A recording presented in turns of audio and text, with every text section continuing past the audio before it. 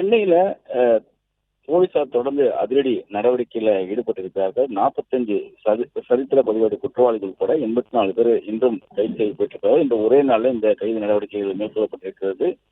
குறிப்பா போதைப் பொருட்கள் விற்ற கஞ்சா, மெத்தபெட்டின், குட்கா உள்ளிட்ட போதைப் பொருட்கள் விற்ற நபர்களும் கைது செய்யப்பட்டிருக்கிறார்கள். பறிமுதல் செய்யப்பட்டிருக்கிறது. காவல் ஆணையர் அமல்ராஜ் அவர்கள் குற்ற பின்னணி நபர்கள் மற்றும் போதைப் பொருள் பின்னணிகளுக்கு எதிராக சென்னை முழுவதும் இந்த சிறப்பு சோதனை நடைபெறப்பட்டிருக்கிறது. இந்த சோதனையில 45 சரித்திர பதிவேடு குற்றவாளிகள் கூட 84 பேர் கைது செய்யப்பட்டிருப்பதாக காவல்துறை தரப்பில் தெரிவிக்கப்பட்டிருக்கிறது. அவருடன் தொடர்ந்து விசாரணை நடத்தப்பட்டு வருவதாகவும் தெரிவிக்கப்பட்டிருக்கிறது.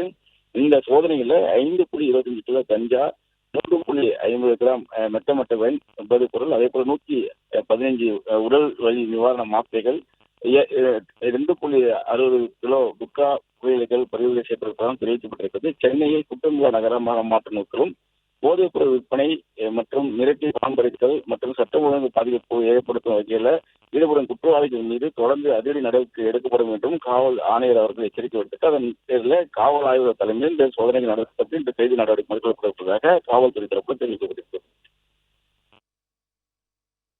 பிளே ஸ்டோர் மற்றும் ஆப் ஸ்டோரில் இருந்து பாலிமர் செயலியை QR கோடு மூலம் பதிவிறக்கம் செய்யுங்கள்.